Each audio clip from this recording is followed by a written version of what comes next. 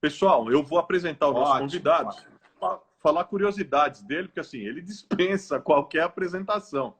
Afinal de contas, enfim, deixa eu falar aqui um pouquinho dele. Falar um pouquinho da história dele. O ano era 1977. O Teatro Municipal, aliás, o Teatro Municipal já era o que é hoje. Mais que um ícone cultural, um dos maiores símbolos, um dos maiores teatros, um dos maiores símbolos e um dos maiores teatros do Brasil. Mas naquele dia, a ansiedade do menino dentro do ônibus era outra. O relógio não parava de apontar para ele o atraso. O menino finalmente chega no palco. Ele se posiciona bem à frente da Orquestra Sinfônica Jovem Municipal, que estava naquele dia sob a regência do maestro Samuel Kerr, e começa a se preparar como solista do concerto para trompa de Mozart. Mas, naquele mesmo momento, ele se dá conta de um detalhe. A partitura tinha ficado na mochila do irmão dele. Ele avisa o maestro. Respeitoso com o público, o maestro Samuel se dirige à plateia e diz: gente, nosso trompista esqueceu a partitura. Enquanto providenciamos, ele vai tocar algo para vocês. E assim, a primeira apresentação do garoto foi no improviso. 53 anos depois, o agora também maestro Roberto Minchuk se lembra daquele momento especial da vida dele, com diversão, com alegria, com uma descontração que a leveza da idade permitia a ele naquela época. Roberto Minchuk, maestro da Orquestra Sinfônica Municipal de São Paulo e diretor da Orquestra Filarmônica do Novo México, nos Estados Unidos, é o nosso convidado da live nessa noite. Boa noite, meu queridíssimo regente da boa amizade, Roberto Minchuk. Boa noite, Carlos. Muito obrigado pelo convite. Prazer, uma alegria enorme estar participando com você. Você tem feito as melhores lives nesta quarentena, com convidados maravilhosos.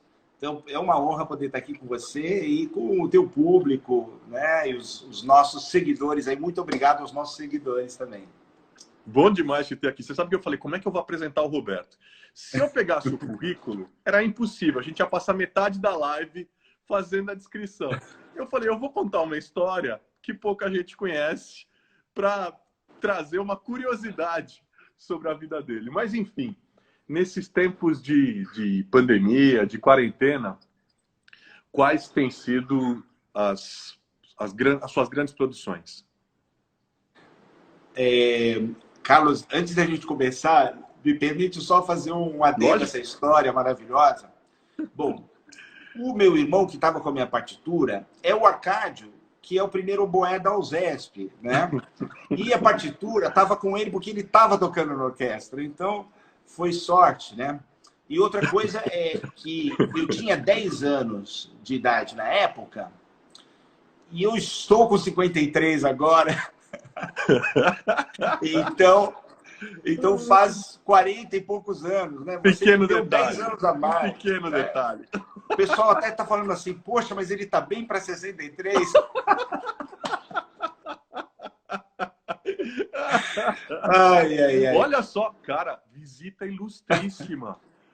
Gênio, assim, o lugar aqui, os gênios estão se encontrando. Maestro João Carlos Martins, não acredito. Não acredito. Deixa eu até me posicionar melhor aqui. Não bastasse você e o João Carlos junto na mesma live aqui, eu preciso até me arrumar. Preciso até me perfilar. Pô, você sabe que o João Carlos é, assim, o meu melhor amigo da música, o meu mentor, meu ídolo. Ele é o maior ícone da música clássica do Brasil. E eu, graças ao João Carlos, que eu estou de volta ao Brasil. Ele me trouxe de volta do Canadá. Então eu sou eternamente grato a ele. E o João Carlos, além de tudo, é o meu vizinho. Ele mora aqui no mesmo prédio. Eu sei disso. Só que ele está né? Como ele é um maestro 3 níveis acima de mim. Eu estou no 8º andar e ele está no 11º. Cara, obrigado, João. Esse prédio já virou patrimônio cultural brasileiro, cara. Já tem uma placa adiante, entendeu? Vai ser tombado. Não dá, não cabe. Imagina, 2 gênios da música brasileira no mesmo prédio. Rapaz. Tem bastante história, viu? Não, mas gênio é o João. Eu não tenho nada de gênio, não. Escuta, o que você anda produzindo nesses tempos de pandemia e de quarentena? Você sabe que a gente acaba trabalhando até mais, né, do que o normal, porque na minha rotina comum, eu estou acostumado a acordar de manhã e ir reger em algum lugar, né? Seja aqui em São Paulo, seja, enfim, fora do país, mas, enfim, está tão diferente que a gente, de fato, tem um trabalho enorme para fazer as nossas programações digitais, para fazer, enfim, todas as reuniões, né? Porque a vida continua. Então, de projetos com o Teatro Municipal, nós estamos fazendo inúmeras atividades, né? Com a Orquestra Sinfônica Municipal, nós acabamos de gravar um vídeo celebrando o Dia dos Namorados e gravamos assim do zero, Carlos. Foram mais de 80 músicos, cada um gravando a sua parte individualmente na sua casa, com telefone celular, gravando áudio e vídeo, né? Então, é uma coisa fenomenal e ficou muito boa, né, a gravação, considerando o resultado de equipamentos que são, enfim, precários, né? Mas ficou super bonito e a gente tem feito vários vídeos desses, né? A orquestra já produziu mais de 200 vídeos só nesse período de quarentena, para você ter uma ideia. 200 vídeos vocês produziram nesse período? Uau! Porque os músicos produzem vídeo solo deles, eles produzem vídeos de música de câmara, de trios, quartetos, quintetos, sextetos, e também nós estamos produzindo com grandes naipes, né? Eu fiz agora um com todos os metais da orquestra. Ó, o João Carlos falando aqui que você é o maior maestro. Você é o maior maestro da atualidade no país. Não tem ninguém chegando perto. Olha que João Carlos falando isso não é brincadeira não, velho. Não, o João Carlos é muito generoso. Ele é o cara mais generoso, mais amoroso. E ele ajuda a quem ele puder, ele ajuda, né? Obrigado, João Carlos, pela sua generosidade.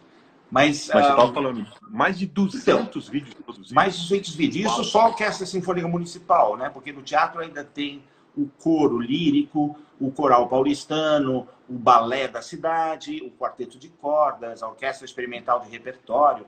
Então, é uma produção constante. Na verdade, o nosso departamento de comunicação tem falado para nós, por favor, né? Coloca o pé no freio, porque a gente não tem como dar vazão a todos esses projetos. Mas, fora isso, eu tenho feito ensaios virtuais com a orquestra, né? Você viu que nós gravamos, ano passado, todas as sinfonias de Beethoven, né? E, aliás, a gente fez a montagem de vocês, que você me convidou, que eu tive a honra de assistir, do Barbeiro de Sevilha, é uma das coisas mais incríveis que eu vi na minha vida, cara. A produção do Barbeiro ficou... Então, a produção do Barbeiro, que foi gravada por nós, em vídeo e áudio, a gente disponibilizou, está no site do teatro, né? Então, nessa quarentena também nós colocamos à disposição do público todo esse acervo. Mas as sinfonias de Beethoven, que a gente gravou, o que eu estou fazendo esse ano? Porque nós vamos reapresentar as sinfonias no futuro próximo. Está marcado para dezembro, que é o mês do aniversário do Beethoven, né? Então, eu estou fazendo ensaios virtuais, uma coisa que a gente sempre quis fazer, que é ouvir a nossa própria gravação e fazer uma autocrítica, né? Ver tudo que estava bom, tudo aquilo que pode ser ainda desenvolvido em termos de articulações, em termos de fraseado, em termos de dinâmicas e estilo. Então, é um debate que eu estou tendo com os músicos, separadamente, cada naipe, né? Com os primeiros violinos, com os trompetes, com as madeiras, com os tímpanos. Eu separadamente me reúno com cada um para fazer uma análise minuciosa técnica da performance. E isso tem sido fantástico. É aquilo que a gente sempre quis fazer e nunca deu tempo. Então agora a gente está tendo tempo de fazer isso, né? Entre outros projetos. E como é que você acha que vai ficar? Como é que você acha que enfim, como é que você acha que vai se comportar o mundo com relação aos grandes espetáculos musicais, às grandes montagens, apresentações, no pós-pandemia? É muito difícil dizer, mas eu posso te falar um pouco já do que está acontecendo, né? Por exemplo, na Inglaterra, eles estão fazendo algumas apresentações em espaços drive-in, né? Aliás, em São Paulo vai ter o cinema, né? No Memorial da América Latina e tudo. As pessoas vão de carro, né? E ficam nos seus carros e tem um palco montado e a orquestra ou a ópera se apresenta neste palco, seguindo todas as medidas de segurança, né? Logicamente, e a pessoa está dentro do seu carro assistindo a um espetáculo. Isso eu acho bárbaro, né? A moda dos cinemas antigos, né? Drive-in. Outras coisas que orquestras na Europa já estão fazendo, por exemplo, na Holanda, a orquestra está sendo posicionada dentro do teatro, mas ocupando palco, plateia, os balcões e sem público. Eles estão se apresentando com uma distância entre os músicos e eles estão transmitindo, estão fazendo live streaming desses concertos, né? Outras orquestras, como a Filarmônica de Berlim, eles estão fazendo concertos com grupos menores, com músicos distanciados uns dos outros, né, no palco, né, seguindo todas as medidas de segurança, e assim eles estão reiniciando as atividades, né? Então, acredito que a gente, num segundo momento, porque ainda nós não estamos voltando ao teatro, estamos todos em casa, mas no próximo momento, quando for seguro estarmos no mesmo ambiente, a gente pretende ter grupos menores, né? Podemos começar com formações camerísticas, ou quinteto, um pouco maior, uma orquestra de câmara com 20 músicos, ou um pouco mais, enfim. E assim a gente vai aos poucos reiniciando. E também na plateia, quando a gente começar a ter público daqui a alguns meses, nós colocaríamos poucas poltronas, poucas cadeiras dentro do teatro, mantendo o espaçamento entre as pessoas, e evidentemente vai reduzir o público, né, a um quarto do público, né, a 30% da casa. Seguramente é uma dinâmica que vai mudar muito nesses próximos tempos. Aliás, estou vendo aqui, a Valéria está aqui também. Deixa eu deixar um beijo especial para ela, né? Especialíssimo. Com certeza. A gente tem algumas coisas em comum, mas uma delas é o fato da gente ter nascido, ter sido criado na Zona Leste de São Paulo. Você cresceu na Vila Bela, lá ali na região da Vila Prudente. Eu no Tatuapé, no Carrão ali. Você é descendente de russos e de ucranianos. Em que medida você crê que essa descendência teve uma influência sobre a sua educação e sobre a sua formação musical? É interessante você perguntar isso, né? Eu acho que talvez a minha igreja, né, que foi onde eu comecei a tocar, tá, por uma cultura talvez um pouco mais europeia, então a gente, além de dar atenção para o coro, para a banda, né, que era aquilo que era o tradicional, né, a minha igreja tinha coro, tinha banda. O meu pai também resolveu criar uma orquestra, com instrumentos de orquestra sinfônica, né, com violinos, com contrabaixo, com trompa, com oboé. Então, isso daí foi algo que meu pai introduziu, né, na igreja, e acabou, de fato, norteando, dando um norte, né? A outra coisa, talvez, que influenciou, talvez, Carlos, o fato de meu pai não deixar eu jogar muito futebol, empinar muito pipa. Né? O meu pai falava assim, não perca tempo com essas coisas. Linha dura. Ele é linha dura, mas no bom sentido, assim, né? Porque somos em 8 lá em casa. E ele falou assim, não, olha, quem estudar música não precisa lavar os pratos, não precisa fazer o dever de casa, não é? Se você estiver estudando isso. Então, ele encontrava maneiras de incentivar a gente, De porque premiar. a paixão dele, né, era ver os filhos tocando e aprendendo música, porque meu pai é músico, é maestro. Então, isso que eu ia falar com você, isso que eu queria que você está me trazendo coisas aqui à mente, né? Você estava falando da questão, eu estava te falando, né, como se da descendência, né, dessa coisa da cultura europeia e tal, o lance da igreja e o lance do seu pai. Historicamente, as igrejas pentecostais, como Assembleia de Deus, Congregação Cristã no Brasil, e mesmo as históricas, né, possuem bandas e orquestras. Isso é uma tradição. Você começou a tocar numa igreja. Né? Você estava falando do teu pai. Teu pai foi maestro do coral da PM, né, da Polícia Militar, e foi fundador, se não me falha o detalhe, mas foi fundador da igreja, da orquestra da Igreja Assembleia de Deus Russa aqui no Brasil. O que você acha, para você, qual o papel das igrejas na formação de jovens músicos brasileiros?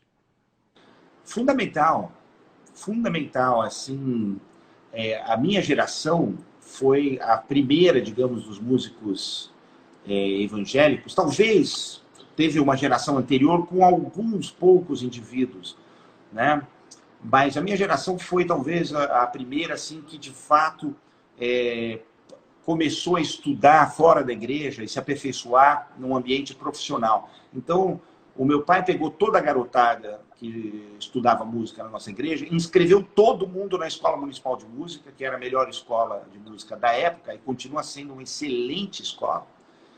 E aí ele falou, não, vocês vão estudar sério, né? E ele deixou a gente tocar em orquestra jovem e fazer música fora da igreja. Comprou briga lá com os pastores e com aquele pessoal mais tradicional que achava que qualquer coisa que o músico fizesse fora da igreja é do mundo, né? É do mundo. Então, o meu pai, junto com o pai do Gilberto Massambani também, né? Eles foram pioneiros em incentivar os músicos. Não, vão estudar, vão tocar, não tem problema tocar Beethoven, Mozart, né? Então, as igrejas produziram muitos músicos. É impressionante o número de cristãos e de músicos que iniciaram na igreja a aprender. Porque, veja bem, a igreja você consegue emprestar um instrumento. Na igreja você vai ter aulas gratuitas. Na igreja você tem um palco, né, e um público, onde você vai tocar toda semana. Então, isso é um início, né, perfeito, praticamente, para um músico. Né?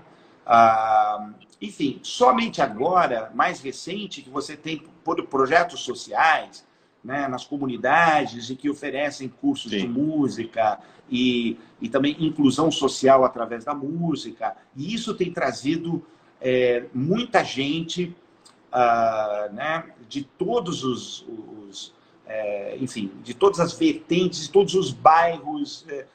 Isso profissionalizou de uma forma muito abrangente. Mas antes desses projetos, era a igreja que, de fato, era o grande celeiro de músicos. Tem um papel importante. E, inclusive, também, porque tem um outro aspecto, né? A igreja normalmente está onde o Estado não consegue chegar. Ela normalmente está em espaços, muitas vezes, onde ela é a opção entre, para muitos jovens, para muitos garotos, tanto a igreja quanto o esporte, né? Ela é a opção entre a criminalidade ou a vida. Né? E a igreja tem, de fato, ela cumpre. Eu tenho conversado com muita gente aqui, impressionante. Vários músicos profissionais, músicos de destaque, todos eles começaram na igreja, falaram do papel importante, alguns que não tinham família, que não tinham pais, o papel que a igreja cumpriu, nesse estímulo que você estava falando, né, no estímulo musical. Mas mudando aqui um pouquinho, na década de 90, você se tornou assistente de ninguém mais, você era regente assistente de ninguém mais, ninguém menos do que o Kurt Masur, na Filarmônica de Nova York. E aquela Nova York não era novidade para você. Conta pra gente, como é que foi ser bolsista da escola de música mais prestigiada do mundo, a Juilliard School. Eu conheço um pouco dessa história, mas você podia contar um pouco pra gente, que eu acho incrível. Bom, vou tentar contar assim rapidamente, mas, Carlos, eu lembro, quando eu estava estudando música, eu tinha 12 anos de idade, e para quem se lembra daquela revista antiga, Manchete, eu estava folheando a Manchete, que é aquela revista cheia de fotos, né? E tinha uma reportagem sobre a Quinta Avenida de Nova York. Entre as várias fotos, tinha uma foto de uma violinista tocando na Quinta Avenida, com o estojo aberto e pedindo dinheiro. E o rodapé dizia, uma aluna da famosa Juilliard School pedindo dinheiro para se manter em Nova York. Quando eu vi aquilo, impactou de tal forma que eu fiz uma oração. Eu pedi, Senhor, se eu tivesse a chance de algum dia estudar nessa escola. Né? Enfim, e depois esqueci disso. Mas eu continuei estudando, continuei fazendo coisas muito bacanas em São Paulo e pelo Brasil, até que eu me tornei músico do Teatro Municipal, aos 13 anos. E quando já tinha 14 anos, eu tocava no Teatro Municipal e o meu irmão tocava na USESP. E várias vezes eu saía do nosso ensaio do teatro e ia lá para o Teatro Cultura Artística ouvir o ensaio da USESP. E uma dessas ocasiões eu chego lá para ouvir o ensaio e tinha um maestro estrangeiro, né, ensaiando, um convidado. Eu perguntei, quem é essa pessoa? Já haviam se passado 2 anos desde que eu tinha visto aquela reportagem. Aí me falaram, esse é o compositor Peter Mennen, é o presidente da Juilliard School. Eu não acreditei, né? Aí eu falei, preciso falar com esse cara. Assim que ele terminou o ensaio, eu pedi para alguém me traduzir e eu cheguei para ele. Boa tarde, meu nome é Roberto Minchuk, eu sou trompista e eu quero estudar na Juilliard School. Você tinha 14 anos. Aí, tinha 14 anos. Aí ele falou, tá bom, vem amanhã que você vai fazer uma audição para mim. E eu fui no dia seguinte, né? Primeiro liguei para o meu pianista, passei o dia ensaiando, né? Me preparando. Aí no dia seguinte, eu chego para ele e eu já tinha coisas que tinha feito, reportagem de jornal, prêmios e tudo. Eu levo para ele assim, né, o meu currículo e as coisas todas, entrego assim para ele. Ele fala, não quero ver nada disso. Isso não importa, só quero ouvir você tocando. Aí eu comecei a tocar, toquei o concerto de Richard Strauss. E depois ele me interrompe, ele fala assim, as aulas começam daqui a 3 meses, você está pronto? Falei, estou!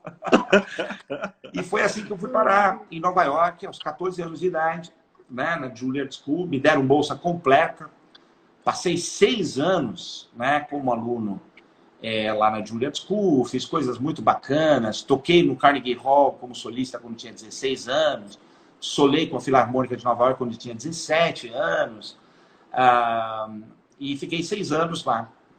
E depois eu parti, depois que eu me formei aos 20 anos, eu fui para a Alemanha Oriental tocar numa das orquestras mais antigas e mais importantes, que é a Orquestra Gewandhaus de Leipzig. Por que eu queria ir para Leipzig? Porque eu era fascinado pelo maestro da orquestra, que era o Kurz Masur. E eu queria estar próximo dele para aprender a reger. Porque eu já estava regendo, né? E queria me aperfeiçoar na regência. Eu falei, eu preciso grudar nesse cara. E aí, quando eu fiquei sabendo que ele precisava de um trompista para a orquestra dele, eu fiz uma audição para ele e ele me convidou para ir para a Alemanha. E aos 20 anos, então, eu parti para a Alemanha Oriental. Eu era o único estrangeiro na orquestra. Nossa, cara! O que era isso naquele momento? Qual foi a tua primeira impressão quando você chega ali com 20 anos, o único estrangeiro? Você já era regente assistente aí? Não. Eu já estava estudando regência, mas eu estava atuando como trompista profissional, né? Tá, você vai como trompista para lá e depois é que você volta para Nova York como regente assistente do Masur? Não. Exatamente. Exatamente 10 anos depois, né? Eu fiquei lá em Leipzig durante 2 anos, tocando nessa orquestra, viajando, fazendo turnês e estudando com o Kurt Masur, né? Tendo aulas e, enfim. E depois eu voltei, depois eu resolvi voltar para o Brasil. Eu fiquei 2 anos na Alemanha e 2 meses antes da queda do Muro de Berlim, dos protestos começarem, eu voltei por razões pessoais, por motivos, enfim, né, espirituais. Eu estava longe de casa já há 8 anos e eu quis voltar, sabe? Achei que eu tinha que voltar. Foi uma coisa muito forte. Né? E anos mais tarde, até eu perdi o contato, eu tinha perdido o contato com o Kurt Masur. E anos mais tarde eu estava no Brasil, já estava regendo. E foi muito interessante, porque eu estava morando em Ribeirão Preto, eu regia a Sinfônica de Ribeirão Preto. E eu me lembro que eu sabia que o Kurt Masur vinha para o Brasil, né, com a orquestra dele, e eu já estava regendo, e eu falei, poxa, será que eu vou lá, mostro o meu trabalho, mostro um vídeo? E aí eu decidi, não, é cedo demais, não vou mostrar ainda. E eu nem liguei nada, nem fiz contato. De repente eu estava lá em Ribeirão, e toco o telefone, e era a mulher do Kurt Masur. Não sei como que ela descobriu o meu telefone. Eu não falava com ele, eu vou te falar, 96, 97, eu não falava com ele há 8 anos, mais ou menos. Né? Toco o telefone, e aí ela fala assim, oi, Roberto, tudo bem? A gente está aqui em São Paulo, gostaríamos muito de te ver. E aí eu falei, nossa, agora eu tenho que ir, né? Então eu fui para São Paulo encontrar com eles e levei um vídeo meu regendo. Naquela época tinha aquelas câmeras de vídeo com aquela telinha de cristal líquido e tudo. Né? Aí eu pensei, bom, vou levar, se surgir a oportunidade, né? Aí a gente saiu para almoçar, fomos almoçar, o Masur, a esposa dele e eu, nós 3. E depois do almoço ela fala assim, Roberto, sobe na suíte conosco, vamos tomar um café. Né? Aí eu fui lá, estávamos tomando um café, e o Masur estava com um monte de fax, né, lendo as mensagens e tudo. Aí eu falei, maestro, você sabe que eu estou regendo e tudo mais, eu queria te mostrar, né, um vídeo meu regendo. Ele falou, tá bom, liga aí. Né? Então, enquanto a gente tomava café, eu liguei, e em princípio ele não estava prestando muita atenção, sabe? Em princípio ele não estava prestando muita atenção, porque são inúmeros músicos de orquestra que resolvem que querem ser regentes, né? Então, não dá para levar a sério todos, né? Alguns são de fato muito talentosos, mas a grande maioria não é, né?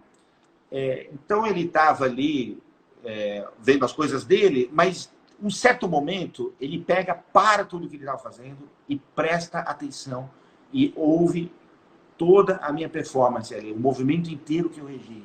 E eu sentado ao lado dele, ele fala assim, ele vira para mim, oh yes, you are a conductor.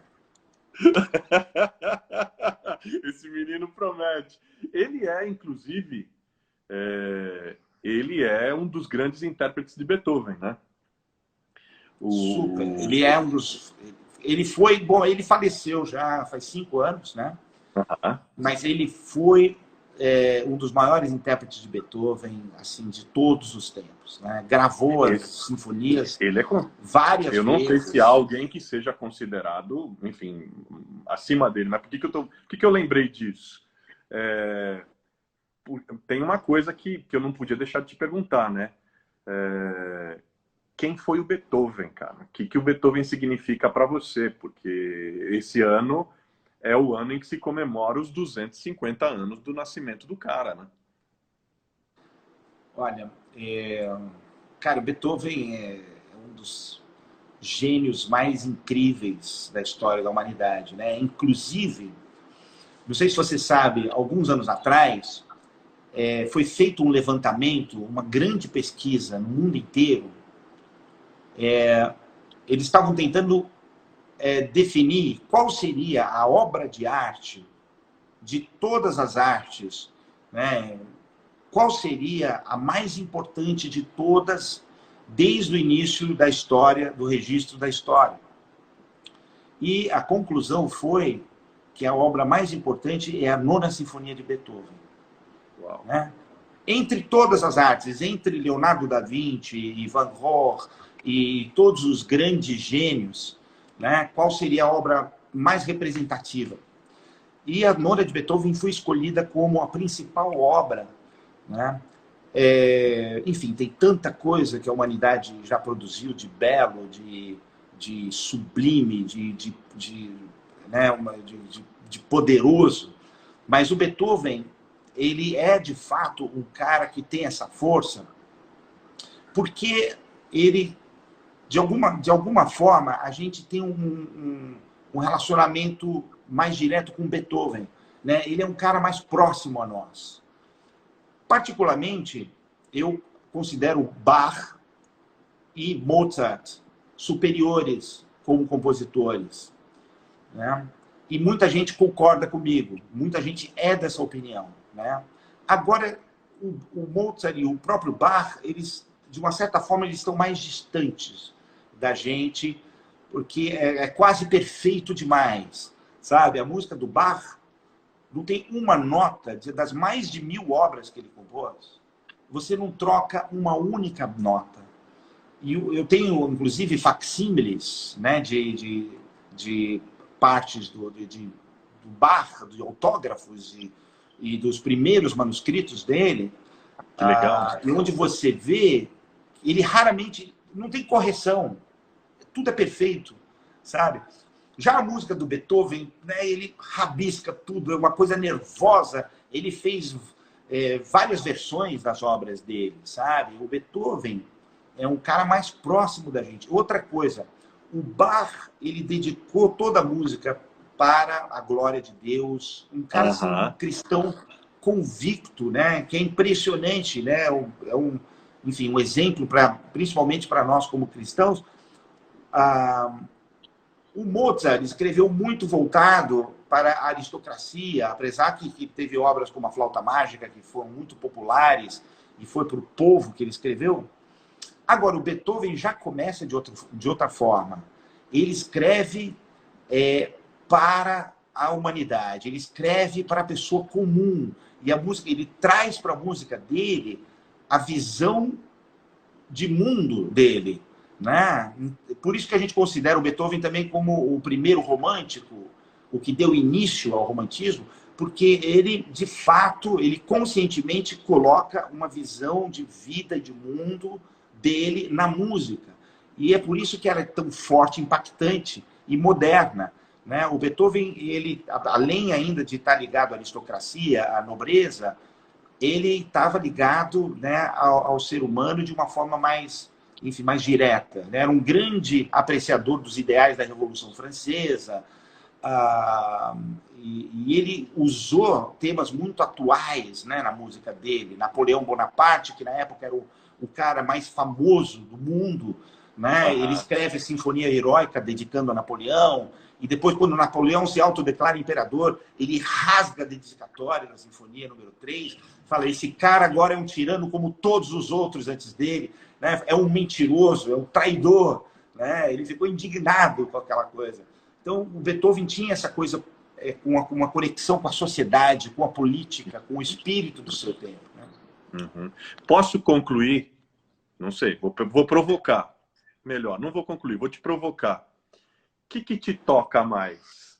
A devoção de fé, a devoção da fé protestante do Bach ou o humanismo do Beethoven? Então, é difícil responder isso, né? Porque é uma provocação.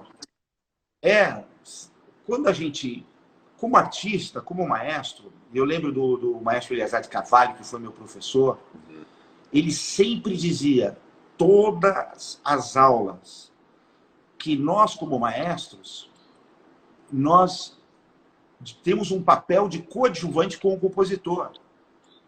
Né? É como se você fosse um coautor daquela obra, porque, né, um grande pintor, a obra dele está pronta. O Van Gogh, a obra dele está pronta, né? Você vê um quadro do Monet, é aquela coisa deslumbrante que está pronta, acabada. Você pega uma partitura, somente o músico olhando vai conseguir ouvir aquela música, né? Ela tem que ser colocada em vida. Então ela precisa do músico, ela precisa da orquestra, e a orquestra precisa do maestro, né? Principalmente a partir de Beethoven, também você precisa de um maestro. Antes de Beethoven, as orquestras não tinham um maestro que ficava ali à frente da orquestra regendo, né?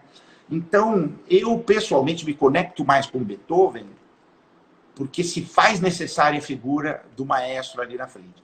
A música do Bach, porém, é de uma perfeição, é de uma inspiração, é uma coisa assim, sabe? De fato, o Bach é um gênio como ninguém. Eu ousaria dizer que ele é o maior gênio da humanidade. Até entre cientistas, entre o que você quiser, né? Bach, ele, para mim, está além de Shakespeare, sabe? O Bach, inclusive, tem até uma história de um grande cientista americano, quando eles estavam enviando mensagens para o espaço sideral, né? Perguntaram para esse cientista, escuta, o que você colocaria nesse pacote que a gente quer enviar para a eternidade, ou para se existem vidas, o que a gente vê como uma demonstração do que a humanidade produziu? Aí o cara respondeu, eu mandaria a obra completa de Johann Sebastian Bach. Uau! Mas isso seria humilhação para eles. Muito bom! Ele falou assim, em inglês, ele falou assim, I would send the complete works of Johann Sebastian Bach, but that would be boasting.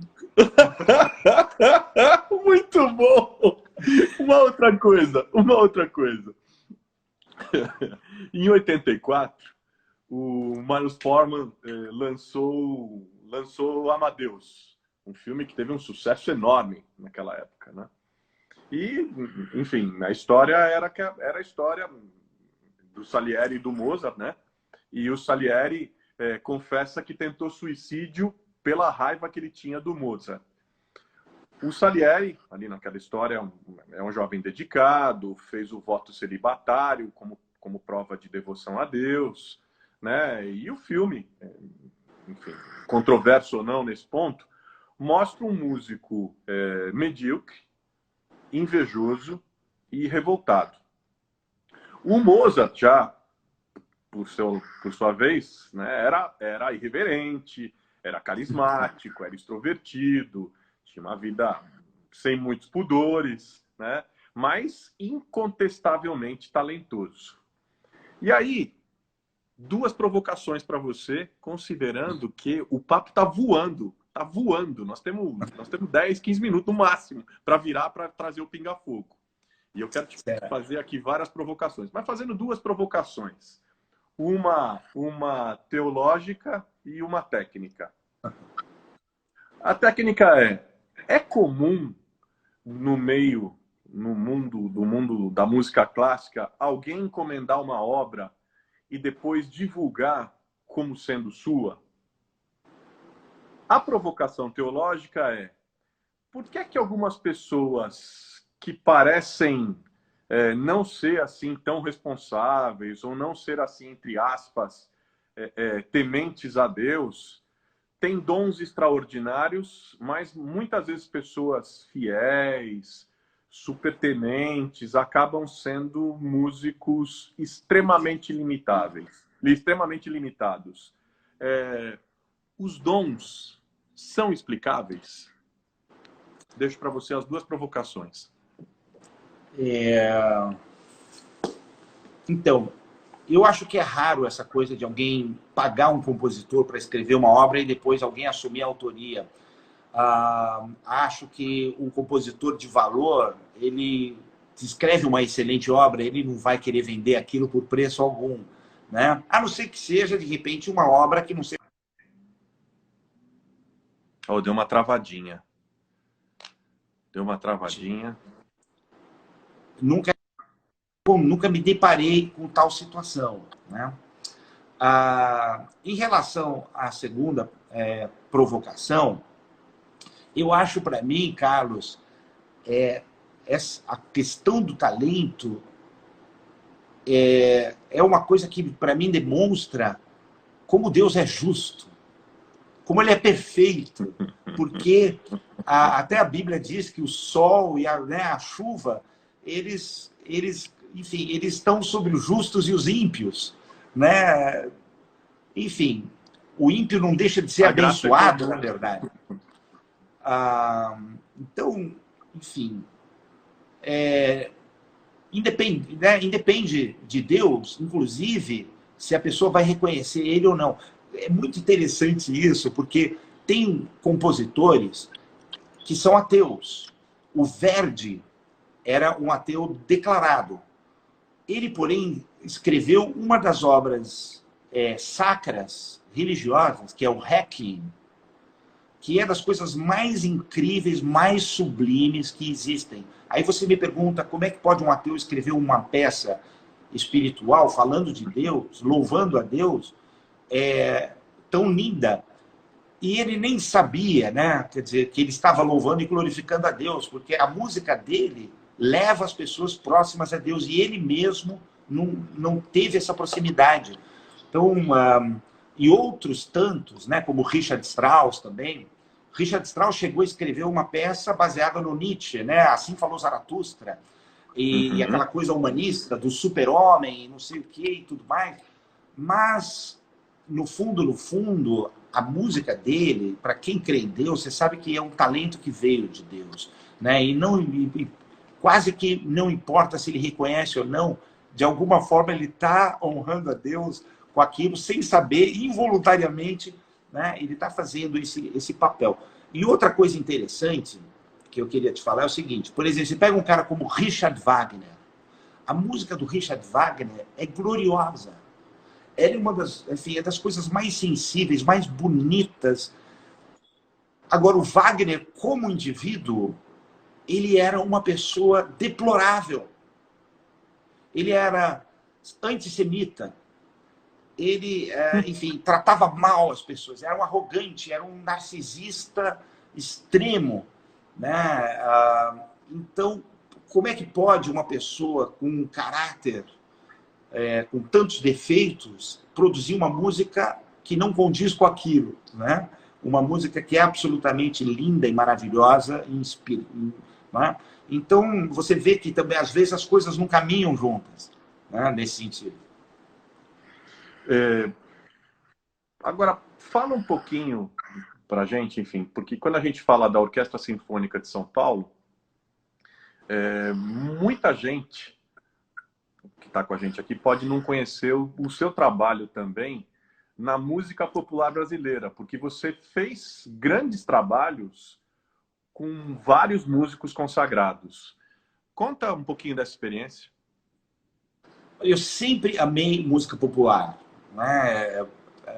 Sempre fui um fã de jazz, de música popular brasileira, da MPB, né? Até o rock and roll. Quando eu mudei para os Estados Unidos, naquela época não tinha esses songbooks que você comprava e que você tinha, né, dos grupos, do Rush, do Led Zeppelin, do AC/DC. E quando os meus colegas no high school sabiam que eu tinha ouvido absoluto e tudo, que eu escrevia do disco, a partir do disco eu pegava e escrevia a partitura com as cifras e tudo. Então eles pediram, eu quero esse álbum do Rush, né?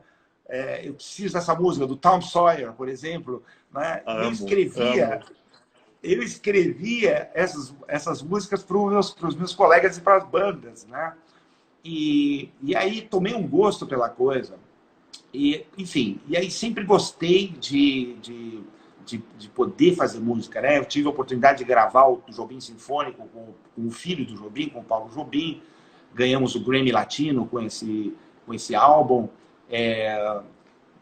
Trabalhei com o Milton Nascimento, já regi o Caetano Veloso, Djavan, Gal Costa, que eu amo. E também, durante 3 edições, eu regi a abertura do Rock in Rio. Não é? É verdade, eu tinha esquecido disso. Em 2013, inclusive, a gente abriu o Rock in Rio. O primeiro show foi a Orquestra Sinfônica Brasileira, com a Quinta de Beethoven.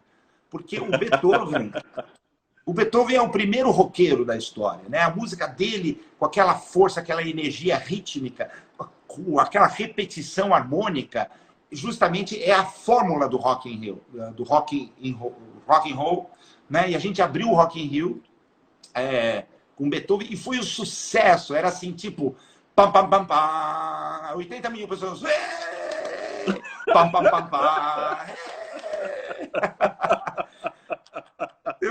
Né? E a gente tocou, a gente tocou com Titãs, Paralamas do Sucesso, Legião Urbana. Foi muito, muito bacana, né? Porque, cara, existem dois tipos de música, que é a música boa e a música ruim. Tem gente falando aqui que tava lá, ó, o Rodolfo tá falando. Eu tava lá na plateia. Rodolfo Barítono. Foi muito bom. Mas como em qualquer profissão, Roberto, como em qualquer atividade, a gente tem momentos de grande sucesso, de grandes alegrias, de grandes conquistas, de crescimento, e outros que a gente encara como aprendizado, mas que foram difíceis, que foram complicados. Qual você diria que foi seu melhor e o seu pior momento na carreira até aqui? Olha, pior momento talvez tenha sido no Rio de Janeiro, quando estava frente à USB.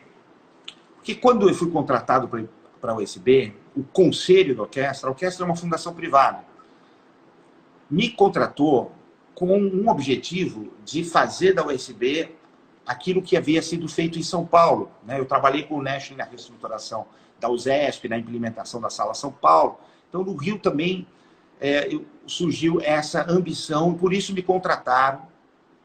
E a gente teve um crescimento incrível na orquestra, porque além da música, que se tornava cada vez melhor na orquestra, a gente também começou a fazer um trabalho profundo de captação de recursos. Então, junto com o meu colega e parceiro Ricardo Levinsky, né, a gente trouxe muito apoio, né? Nós, assim, mais do que quintuplicamos, né, com o trabalho de toda a equipe e tudo mais.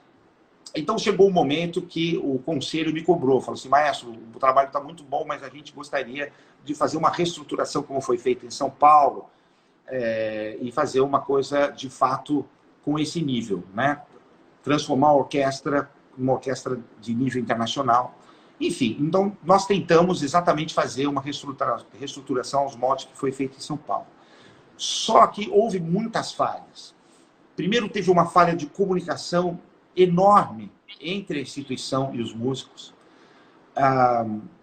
E depois, de fato, né, a forma que foi feita não foi a melhor forma, não foi uma forma prática, não foi uma coisa que ficou esclarecida, não ficou transparente, né? E os músicos tomaram aquilo como se fosse enfim, um confronto direto com a intenção de demiti-los, e não foi, não era, né? Porque ficou claro que ninguém seria demitido, que a intenção não era essa, mas sim de avaliar o grupo, né? Porque havia problemas, né? Pessoas que haviam entrado na orquestra sem um exame de seleção rigoroso, outros sem nenhum exame de seleção, né? Então, era uma forma de você fazer uma reavaliação da orquestra, com o compromisso de não demissão, só que os músicos, né, uma parte dos músicos se rebelou contra isso, e criou um movimento, tanto no Brasil como internacional. Só que a estratégia foi me atacar diretamente, como se aquilo fosse uma loucura minha. E não era. Era um projeto institucional. Era a vontade do conselho, né? E muitos problemas e muitos erros foram cometidos porque se deu muitos ouvidos ao que os advogados da instituição falavam, ou que os gestores da comunicação, né?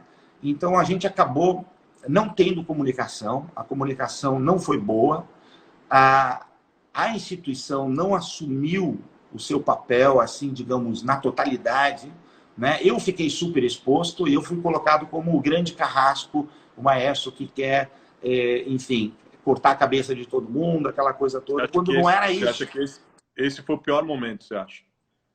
Então isso foi muito difícil, porque eu fui atacado assim, com mentiras, com calúnias, com, sabe, de uma forma violenta. E, sabe, e eles chegaram um momento que eles não queriam mais conversa. Então, de fato, foi uma coisa terrível, né? Enfim, resolveu-se tudo isso, né? A orquestra voltou a funcionar muito bem e tudo mais, mas, de fato, poderia ter sido uma coisa muito melhor, né? E a gente aprende, aliás, evidentemente. Antes de você falar o melhor momento, ou dos mais prazerosos, eu vou registrar duas pessoas queridas que estão aqui na live com a gente. O pastor Paulo Eduardo, amigo querido, pastor da Primeira Igreja Batista aqui de São Paulo, um queridaço. Ele e a Jaqueline são queridíssimos. E quem está aqui, meu amigo do coração, meu amigo irmão Julinho Bueno, nosso companheiro de jantar. Grande Júlio Bueno, grande Júlio Bueno. Poxa vida, prazer ter ambos aí participando, no meio de tantas pessoas bacanas, né? Mas é difícil escolher o melhor momento, o Carlos, mas eu vou citar dois deles. Um deles foi quando eu fiz a minha estreia com a Filarmônica de Nova York. Uau! Né? Eu fiz um concurso para regente assistente, onde os músicos da orquestra que escolhiam os regentes assistentes, né? E eles me escolheram para ser o maestro assistente deles. E aí o meu primeiro concerto foi um concerto no Central Park para 90 mil pessoas. Uau! E aquilo foi realmente uma coisa, foi a minha estreia com a orquestra. Imagina. Então eu nunca tinha regido fora do Brasil. E, de repente, o meu primeiro concerto fora do Brasil foi um concerto ao ar livre. Isso foi assim, enfim, estava a Valéria lá, as minhas duas filhas pequenas, os meus três, aliás, pequenininhos estavam lá. E foi emocionante, né? Foi uma coisa assim que a gente guarda para sempre. Aquilo, de fato, foi um divisor de águas na minha carreira, né? Onde, a partir de lá, eu pude, de fato, ter uma atividade constante internacional, e foi um momento maravilhoso. Mas você falou do pastor da Primeira Igreja, PIB, Paulo, e agora você me fez lembrar um outro momento maravilhoso, que foi justamente o Natal das Luzes, que a gente fez junto com a orquestra e com o coro lá da PIB, organizado pelo meu amigo Arnaldo Secomandi. E então, esse evento foi na época do Natal, onde formou-se uma orquestra lá na PIB, e nós tivemos a participação do coro da Cristolândia. Foi. Né? E olha, ali na praça, cravada no centro, no coração da Cracolândia. Foi muito legal. A gente fez as canções de Natal, fizemos ali com orquestra, com coro, mas depois, na última música, entra o coro da Cristolândia, que são todos aqueles recuperados, enfim, dos seus vícios, esse trabalho incrível, e eles cantando, né? Nada além do sangue. Sim, aquilo ali foi uma coisa emocionante. Sim. Aquilo me marcou. Sabe que você está me remetendo. Você sabe que você está me remetendo. Nós temos aqui mais uns 3 minutos antes de virar para o Pinga Fogo. Mas você sabe que você está me remetendo. Eu estava nessa noite lá ali na Praça Princesa Isabel. Estava lá com você, com o Paulo. Foi uma noite muito especial. Mas você está me remetendo a um outro momento especialíssimo, que foi aquela apresentação na Sala São Paulo. E aquilo mexeu profundamente comigo. Eu me lembro do tanto que eu fiquei emocionado. Foram os 500 anos. A pessoa, né, ali, assim, ninguém saiu daquela noite, ninguém saiu da Sala São Paulo do jeito que entrou naquela noite de celebração do concerto dos 500 anos da Reforma Protestante, em que você regeu as vozes do projeto Cristolândia, né? da Convenção Batista Brasileira, e que eram de dependentes químicos que haviam sido recuperados, né?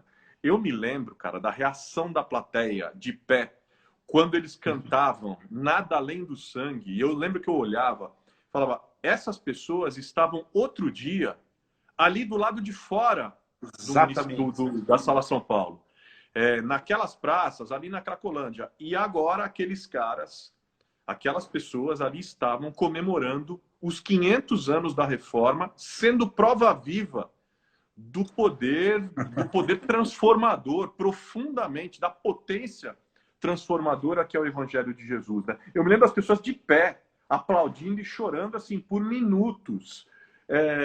Cara, que memória que você guarda daquele dia? Que eu sei, enfim, nós partilhamos da mesma fé, das mesmas crenças, né? Qual que é a tua memória? Qual que foi o teu sentimento? Qual que é o sentimento que ficou em você como protestante nos 500 anos da Reforma, numa cena e num momento tão especial? Então, é incrível, né? É difícil de descrever, porque, de fato, é a fé em ação, né? Você vê o fruto daquilo que existe de mais precioso na mensagem de Cristo, né? A transformação de almas, de vidas. Então, de repente, aquelas pessoas que anos anteriormente a isso, estavam ali nas ruas da Cracolândia, ali de frente na Sala São Paulo, de repente você está com essas pessoas cantando no palco da Sala São Paulo, né? Eu me senti, foi uma coisa assim, foi uma coisa que dá uma humildade para a gente, porque você vê, como Deus pode transformar as vidas, né? Eu me senti muito privilegiado de fazer parte daquele momento, sabe? É, de fato, um privilégio muito, muito grande. Eu acho que eu fui mais abençoado que qualquer um que estava ali. Eu imagino. Aliás, está aqui o professor Gideon Alencar, queridíssimo, meu amigaço. Está aqui, ele está falando, eu estava lá nessa noite e eu me emocionei demais. Eu lembro, a gente estava lá juntos. Deixa eu te falar.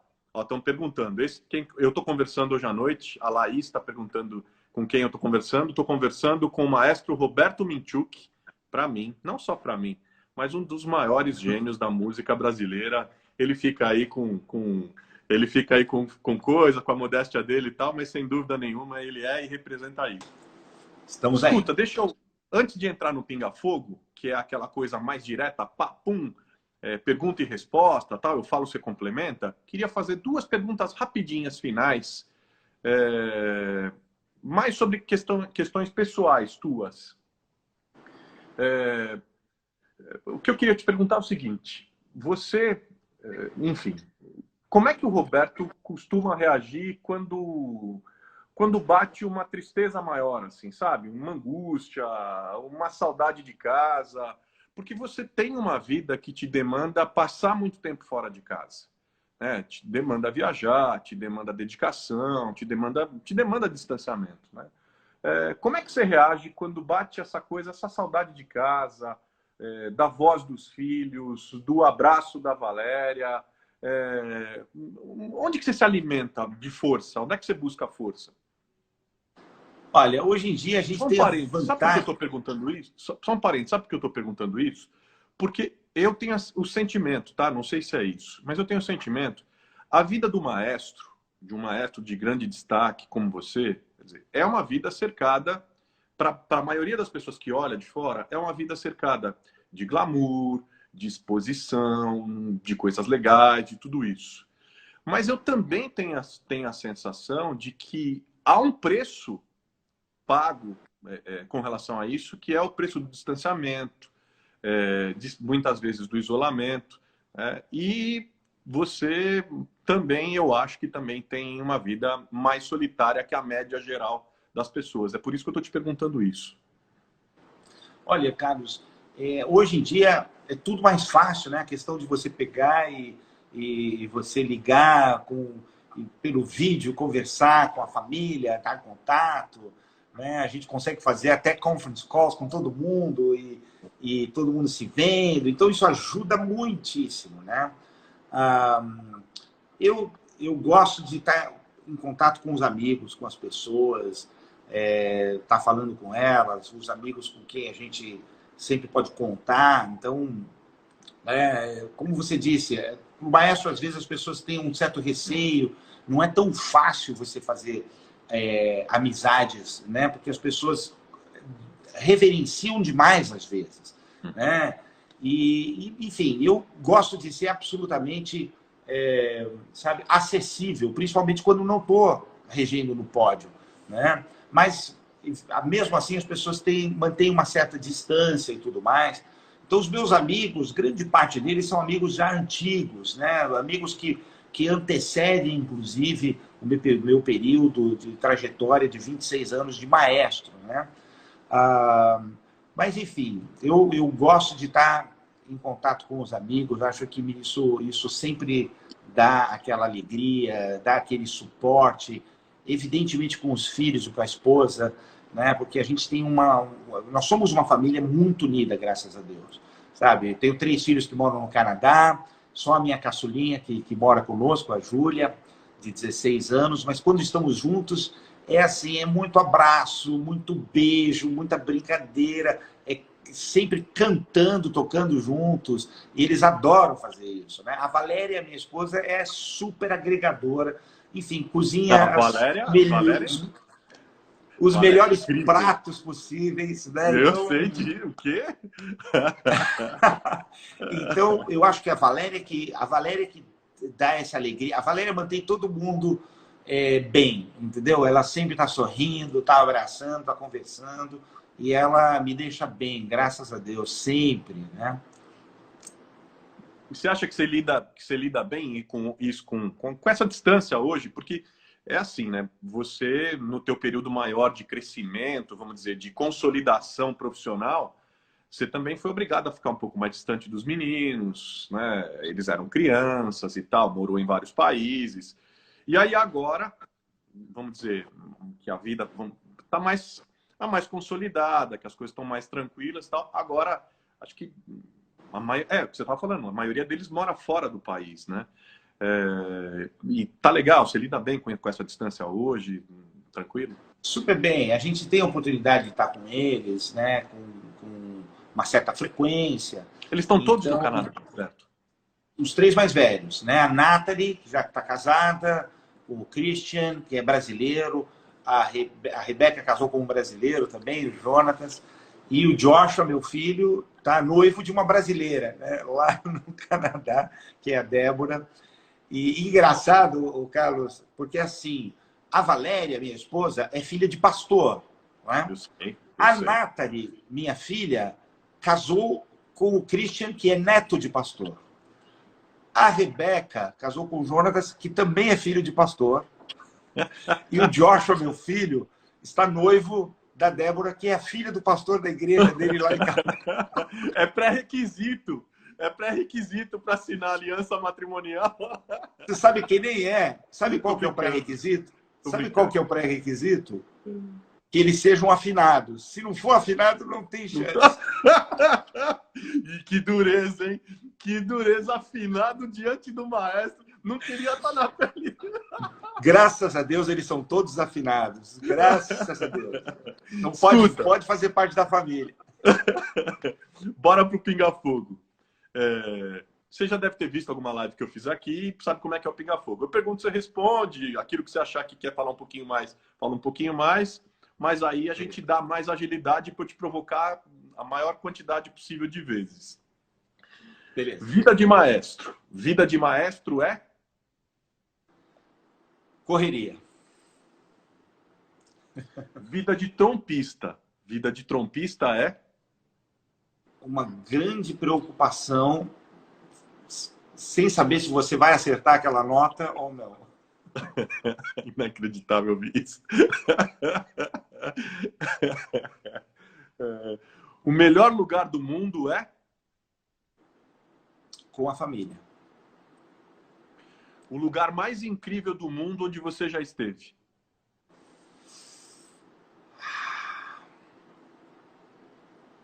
Puxa vida. Nossa, difícil, hein? Mas um dos meus lugares preferidos É o Havaí. Incrível, incrível. E o pior lugar do mundo onde você já esteve? Olha que provocação, que saia justa. Um lugar onde as pessoas só reclamam. Boa. Independente de onde seja, você está cercado de pessoas que reclamam, esse é o pior lugar do mundo. Família é? Amor e abraço.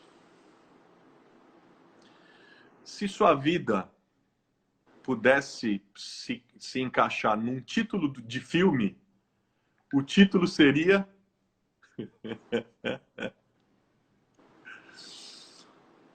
Homens à beira de um ataque de nervos. Você lembra aquele filme do Almodóvar?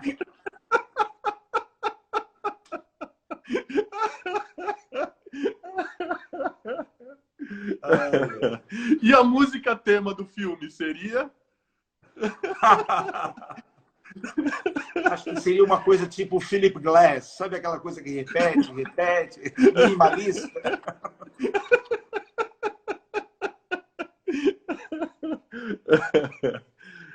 A fé na sua vida significa?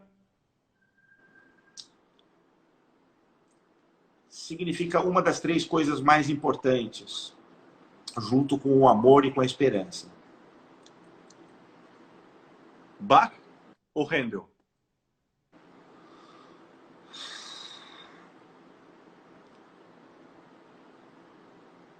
Ah, difícil, Não tem mas moleza. é o Bach. É o Bach. Mozart ou Beethoven? Beethoven. Por tudo que você falou. Stravinsky ou Tchaikovsky? Tchaikovsky. Bela Bartok ou Villa-Lobos? Villa-Lobos 1000 vezes. Guerra Peixe ou Camargo Guarnieri? Camargo Guarnieri, convivi com ele pessoalmente. Escreveu música para mim, então tem que dizer Camargo Guarnieri. O Valdir Zanon perguntou aqui, reger no Brasil ou fora do Brasil?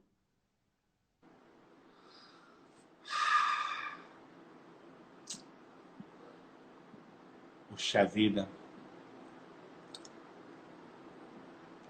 Ah, eu acho que tem que ser os dois. Tem que ser os dois. Né? Mas eu sou brasileiro, então se eu um dia ficar restrito só ao Brasil, enfim, né? Regerei aqui e continuarei sendo muito, muito feliz. Aliás, deixa eu te contar uma história. Conta. A coisa da regência, Carlos, eu comecei, de fato, regendo um grupo muito pequeno, de 30 músicos, lá na minha igreja. Um grupo jovem, chamava Mocidade Luz da Aurora.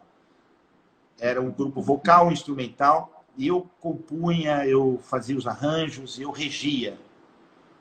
E eu tinha uma obsessão por a música sair bem feita, e por ensaiar, e eu tinha um grande prazer em reger.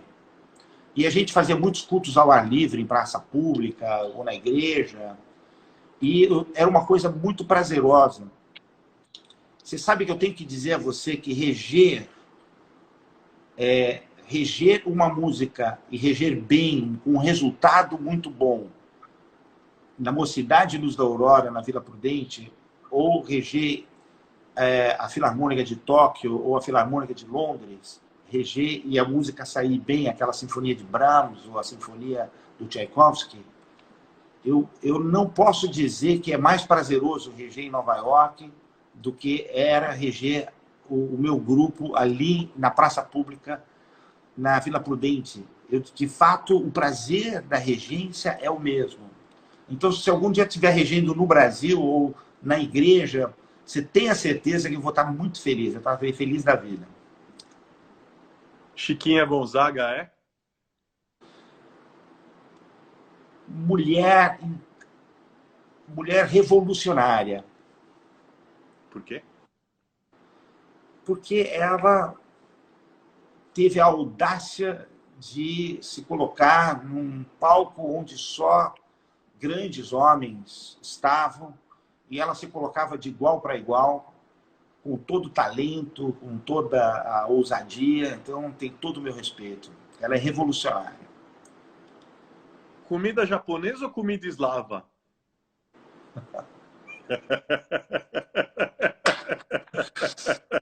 Japonesa porque engorda menos.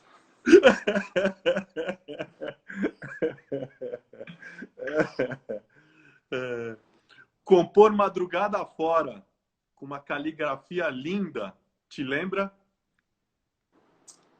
Ah, seu José Minchuk, meu querido pai. Que lembrança. Meu herói. Seu José e Dona Olga significam para você?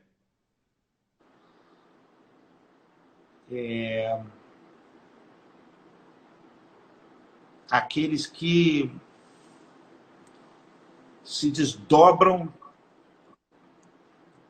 para fazer aquilo que o filho precisa. Né? Nesse caso, os 8 filhos. Então, eles trabalhavam noite adentro como alfaiates, meu pai como maestro do coro da Polícia Militar, como motorista particular nas horas vagas. Então, dedicação total à família. Repertório lírico ou sinfônico, Roberto?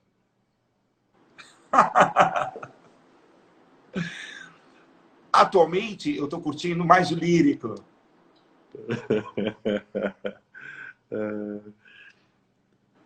O Requiem para a democracia no Brasil é?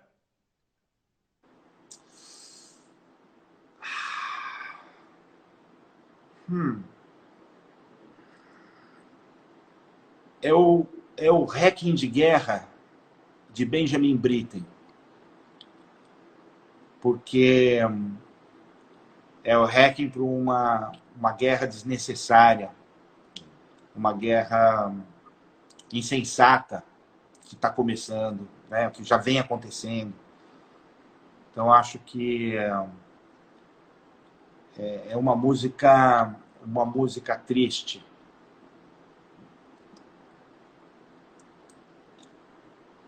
Sala São Paulo ou Sala Cecília Meirelles? Sala São Paulo. Maravilhosa, né? Ajudei a construir, eu ajudei a construir essa sala. Eu sei, maravilhosa. Sonata ou concerto? Concerto, porque sonata não precisa de maestro.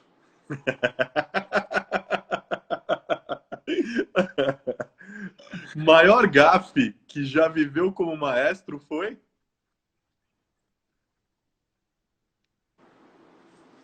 Ai, puxa vida, são tantas.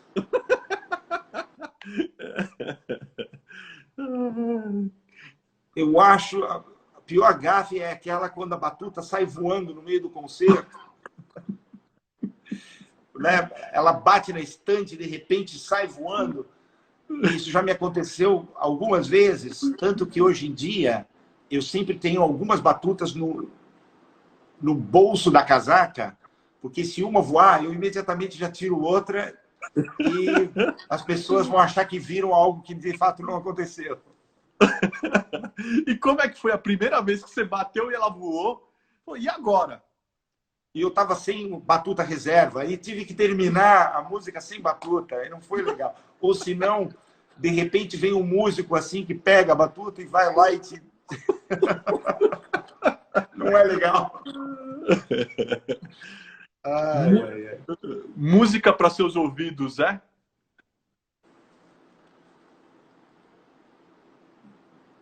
Música os meus filhos cantando. Isso é música para os meus ouvidos. Jazz ou MPB?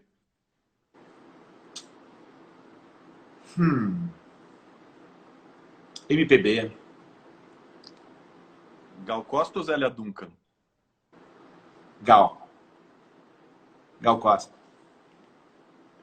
Casaca ou terno e camisa? Casaca. Músicos clássicos são?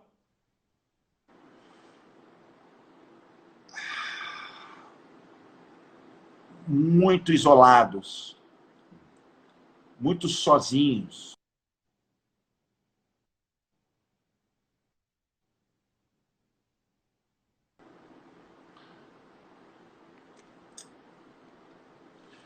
O Igor está fazendo uma pergunta aqui. O Igor Amaro. Kurt Masur para o senhor é? Uma força da natureza, né? Uma inspiração contínua. Oh, o maestro Farias está falando aqui. Pior que a batuta voar é a gravata borboleta sair voando.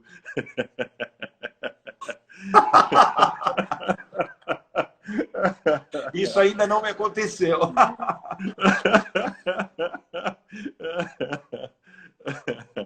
Melhor tema para uma conversa entre amigos é?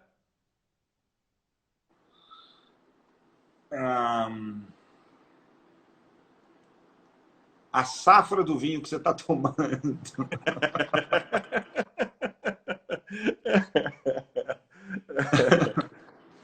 Filarmônica ou sinfônica? Filarmônica, no sentido de filantropia e aquilo que vem de iniciativa das próprias pessoas, né?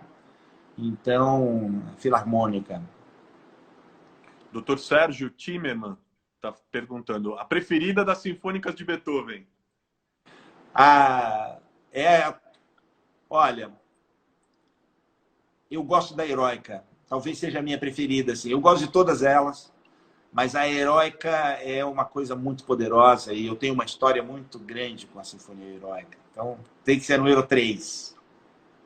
Gilberto Mentiu que está perguntando. E reger com sabre de luz? Qual a sensação?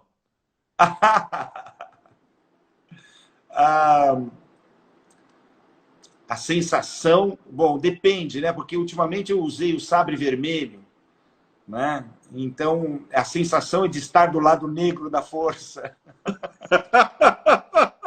Muito bom. Olha quem está aqui, que legal. Silvia Jerusa, queridíssima, queridíssima, está aqui, está falando ao melhor maestro. Silvia? Ai, que bom ter ela aqui. Abração, doutor Sérgio também, abração, Gilberto. MM Sintra está perguntando, comida predileta? É a comida que a Valéria faz naquele dia. Todo dia tem uma coisa especial. Mas os vareniques da Valéria são imbatíveis. Ouvir música para você é ouvir nota por nota ou curtir um som? Curtir o som. Com certeza. Sim ou não? Nas horas vagas, você ouve música clássica? Não. O que você ouve? Com certeza. Eu ouço jazz e MPB. Eu ouço Chet Baker, eu ouço Yamandu Costa, Jobim, são os caras. Oh, Valdir Zanon. Tem um time do coração? Vê lá, hein? Vê lá que a live pode terminar nesse momento. Pode ter problemas sérios de conexão agora. É o Oakland Raiders, futebol americano.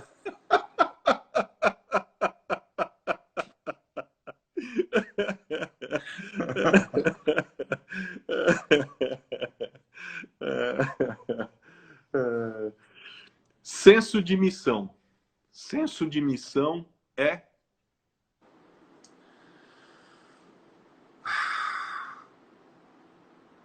Senso de missão, para mim, é quando eu termino um concerto, regendo uma sinfonia de Brahms, e eu saio orgulhoso da minha orquestra e do trabalho, pensando, se Brahms tivesse ouvido essa primeira sinfonia dele, ele ficaria emocionado. Isso para mim é missão cumprida. Uau. Ó o Pastoradinho, meu querido aqui, ó, ainda metendo a boca aqui, falando, não falando do Corinthians. Como não falando do Corinthians? Eu aqui torcendo pro Roberto se manifestar em favor do Coringão, torcendo para ele dizer e tal, mas enfim, ele ó, saiu pela tangente. Eu conheço tão pouco de futebol, Carlos. Não vale nem a pena. Um hobby. Os meus hobbies são todos a ver com música, né? Então eu gosto de frequentar jazz clubs, né? Então em São Paulo tem um lugar que eu adoro, que é a Rua Havaiandava, né? Onde os meus amigos tocam ali no restaurantes do Mancini, do Walter Mancini, na pizzaria, no outro ali no restaurante. Cara, então o meu hobby é ouvir jazz, ouvir MPB. Em Nova York eu amo, né, ir aos lugares, o Birdland, o Blue Note, o Standard.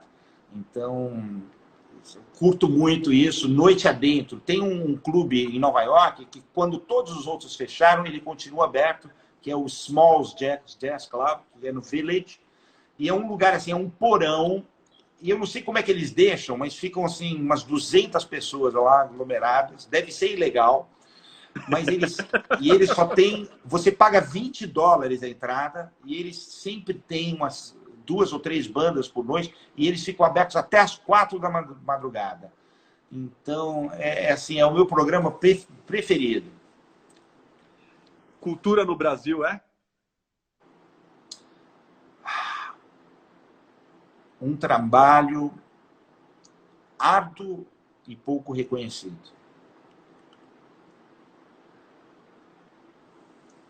Estou vendo uma pergunta aqui do Darren Milling. Ele está perguntando, como não tem como trabalhar com orquestra, você voltou a tocar trompa na quarentena? Eu não tenho trompa, Darren. Tenho mais.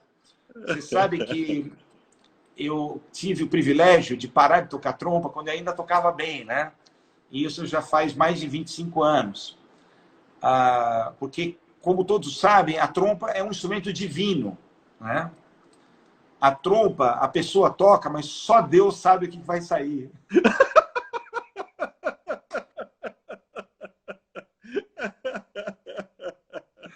Então, não, eu toco o piano um pouco, tal, estou tocando, né, outras coisas, mas... Valéria é? A Valéria é a minha princesa. Valéria é a minha princesa. Ela começou a namorar comigo aos 16 anos, casou com 18 anos, teve nossa primeira filha aos 19. Ela fez faculdade depois que a nossa segunda filha nasceu. E então a Valéria é a minha sweetheart. Viver com a Valéria é? Emocionante, em todos os sentidos. Né? Vida cheia de emoções, a gente compartilha, a gente gosta muito das mesmas coisas, né? E, enfim, é uma aventura maravilhosa, né? Roberto, um filme.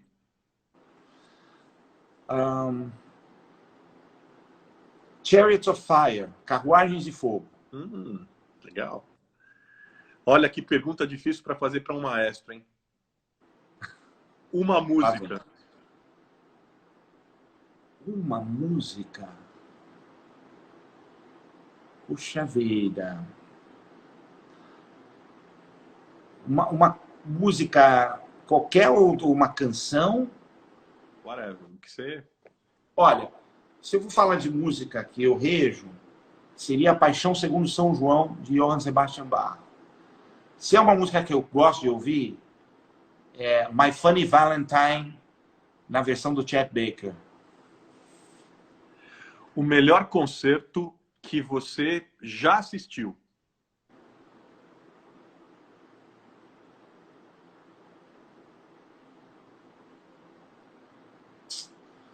Nossa, essa é difícil, hein?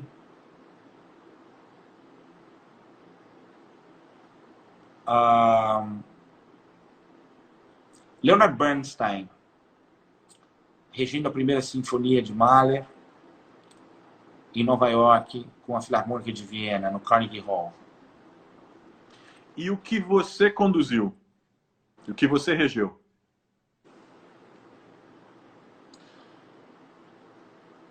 O meu último concerto antes da pandemia. A terceira sinfonia de Mahler, no Teatro Municipal, com a Orquestra Sinfônica Municipal tocando incrivelmente, com o coro de crianças lá de Heliópolis, com o Coral Paulistano do Teatro Municipal. E olha só que coisa, porque Heliópolis, o Instituto Bacarelli, estava presidido pelo grande amigo que a gente perdeu há poucas semanas, Gilberto Dimenstein, pessoa querida, importantíssima, né? Uma pessoa que me ajudou muito. A mim também. E deixou um vazio. E então foi o coro lá do Instituto que ele presidia e o Coral Paulistano, regido pela maestrina Naomi Munakata, que infelizmente foi uma das primeiras vítimas no Brasil do Covid-19 e grande amiga, parceira minha, e ela esteve no palco junto comigo pela última vez, na terceira de Mahler, no dia 6 e 7 de março. Então, esse concerto foi um concerto maravilhoso. Você sabe que as pessoas ficaram tão emocionadas que é uma das sinfonias preferidas minhas também. O último movimento é das coisas mais sublimes, ele termina a terceira de Mahler com um adágio que é simplesmente maravilhoso, lindo, emocionante. E depois do concerto, a Naomi veio ao palco e ela falou assim: Roberto, esse foi um dos concertos mais lindos que eu já ouvi. E a gente se abraçou. E mal a gente sabia que aquele era o último abraço que a gente teve. Era um abraço de despedida. Então, esse concerto. Roberto, as duas finais. Um livro.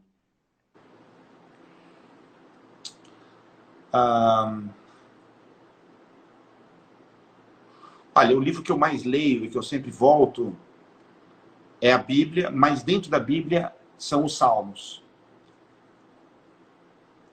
A última. Pandemia é? Pandemia é uma provação. É um momento de provação. Um momento que a gente está refletindo e que a gente está reavaliando tudo na nossa vida. Então, é uma grande provação, uma tragédia, mas uma oportunidade ao mesmo tempo.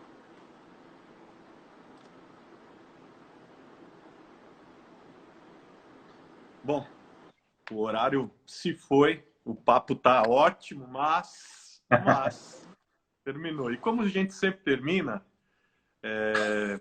vem uma surpresa, entendeu? Vem uma surpresa. Eu não sei o que, como, nem de que jeito, mas enfim,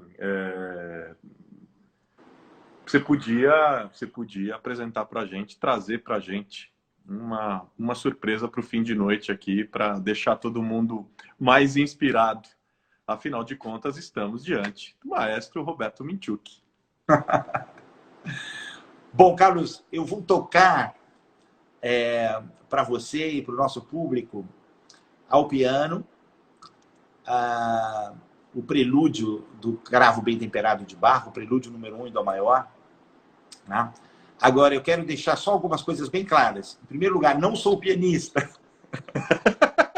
Essa é a proposta. Essa é a proposta. Tá? Em segundo lugar, o piano está absolutamente desafinado, desalinhado. Ele está uma catástrofe. Ó, só hoje quebraram 2 cordas. Então, esse é o estado do piano, tá certo? Então, relevem tudo isso, por favor. Nós, Tá simples bom? mortais, ouvidos de mortais, nem perceberemos, você pode ter certeza. Não, com certeza vocês vão perceber. Vamos lá.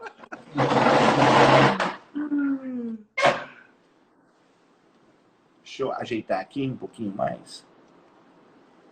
Ô, Maestro Farias, obrigado. Tá me cumprimentando aqui pela transmissão. Mas também, eu aqui feito um levantador de time de vôlei. Eu levanto, o Roberto corta. Levanta, ele corta.